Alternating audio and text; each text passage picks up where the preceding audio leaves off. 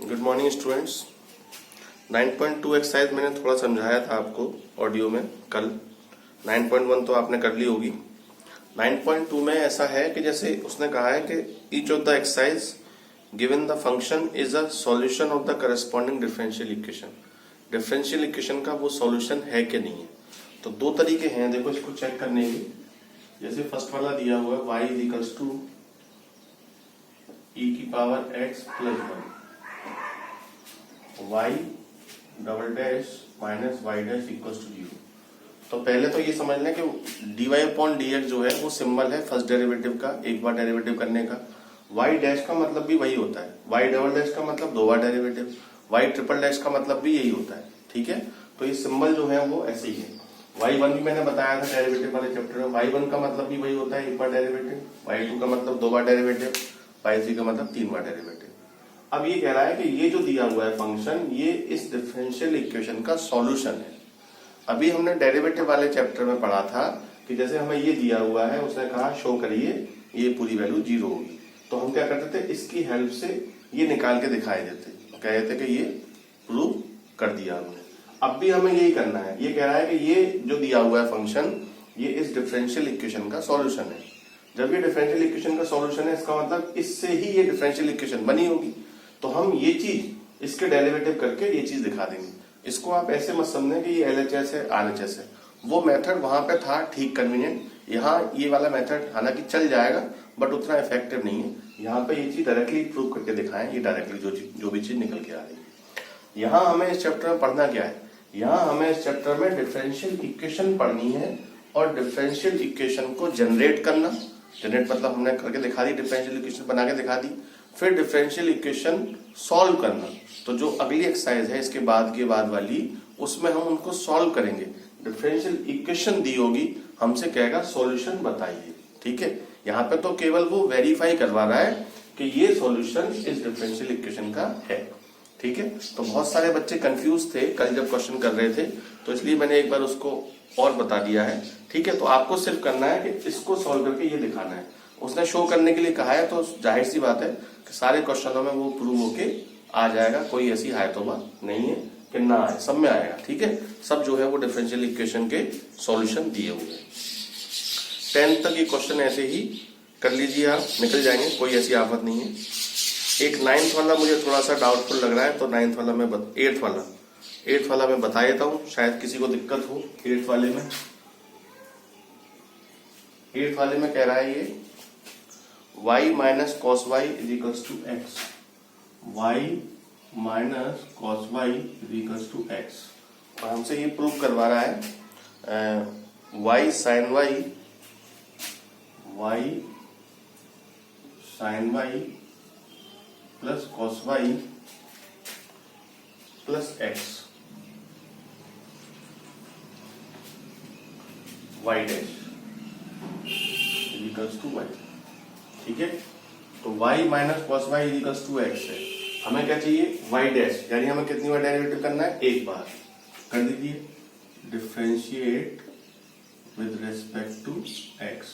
तो y का हो जाएगा y डैश, कॉस y का हो जाएगा माइनस साइन y, तो ये प्लस हो जाएगा।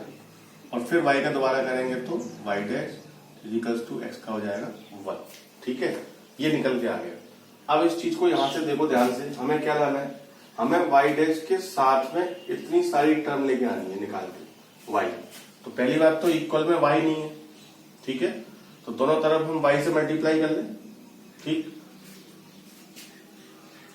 या y डैश इसमें से कॉमन ले लें, y dash is equals to 1 plus sine y is equals to 1। हमें y डैश के साथ में देखो जरा, इतनी लंबी टर्म लेके आनी है। और इज इक्वल्स टू में क्या है y, यहाँ पे इज इक्वल्स टू में क्या है 1। अगर हम y से पूरे में इंटू कर दें और मल्टीप्लाइंग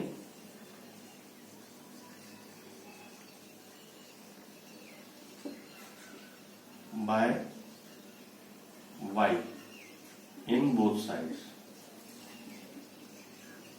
दोनों तरफ मल्टीप्लाई करना है y का, तो y dash 1 plus sine y is equals to y। ठीक है, अब हमें y डैश आ गया, y इज इक्वल्स टू में आ गया। ये वैल्यू हमें ये वाली चाहिए, तो यहाँ पे जो y की वैल्यू है वो यहां से निकाल के पुट करो। y की वैल्यू कितनी आएगी देखो, x प्लस कॉस वाई। तो y dash 1 plus sine y, y की value x plus cos y equals to y। ठीक है, y डैश मल्टीप्लाई कर लो इसका 1 का, तो x plus cos y, sine y का जब करेंगे तो x साइन वाई और plus sine y cos y equals to y. ठीक है, अब देखो इसमें क्या चीज मिसिंग है, इस पूरे में और इस पूरे में क्या फर्क है। हमें y साइन वाई चाहिए, थोड़ी सी गड़बड़ हो गई।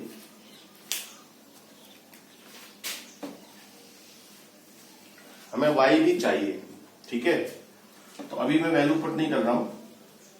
हमें y साइन वाई चाहिए ना, y साइन वाई, तो अभी मैं वैल्यू पुट नहीं कर रहा हूं।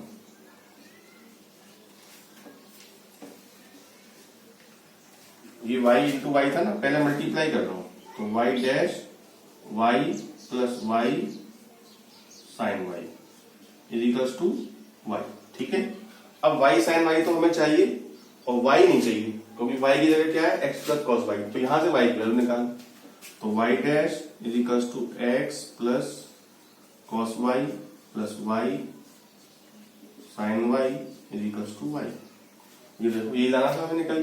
ठीक है, तो ये कहां से आ गया, फर्स्ट इक्वेशन से, फ्रॉम फर्स्ट, यानी तो चाहो तो फ्रॉम फर्स्ट। तो इस तरह हमें जो प्रूव करना है उसको थोड़ा थोड़ा मैनिपुलेट करना पड़ेगा, और मैनिपुलेट करके जो वो चीज हमसे कह रहा है उसको हमें निकालना पड़ेगा, बस इतनी सी बात है। ठीक है, 11th वाले क्वेश्चन में कह रहा है the number of arbitrary constants in the general solution of differential equation of fourth order. Arbitrary constant मैंने कल भी बताया था कि अगर फोर्थ ऑर्डर की डिफरेंशियल इक्वेशन है, यानी कि 4 बार डेरिवेटिव किया है, d4y अपॉन dx4 और भी कुछ समथिंग लिखा हुआ है, तो जब हम इसको सॉल्व करेंगे तो चूंकि 4 बार किया गया डेरिवेटिव, तो इसको इंटीग्रेट भी कितनी बार करना पड़ेगा, 4 बार। जब फर्स्ट टाइम इंटीग्रेट करेंगे तो एक कांस्टेंट आएगा, फिर दोबारा करेंगे एक और कांस्टेंट आएगा, फिर दोबारा करेंगे एक और कांस्टेंट आएगा, फिर नेक्स्ट टाइम करेंगे एक और कांस्टेंट आएगा। तो इसमें आर्बिट्री कांस्टेंट कितने होंगे, वो कह रहा है जनरल सॉल्यूशन। मैंने बताया था जनरल सॉल्यूशन और पर्टिकुलर सॉल्यूशन में फर्क है। पर्टिकुलर सॉल्यूशन में हम कांस्टेंट की वैल्यू निकाल लेते हैं, तो पर्टिकुलर सॉल्यूशन में कोई भी कांस्टेंट नहीं होता है।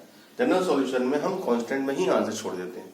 तो ये कह रहा है कि इसको जब सॉल्व करेंगे फोर्थ ऑर्डर वाली को, तो उसमें कितने आर्बिट्री कांस्टेंट होंगे। जाहिर सी बात है कि 4 होंगे, क्योंकि 4 बार इंटीग्रेट करना पड़ेगा। ठीक है, अब कह रहा है 12th वाले में number of arbitrary constant in the particular solution of differential equation of third order.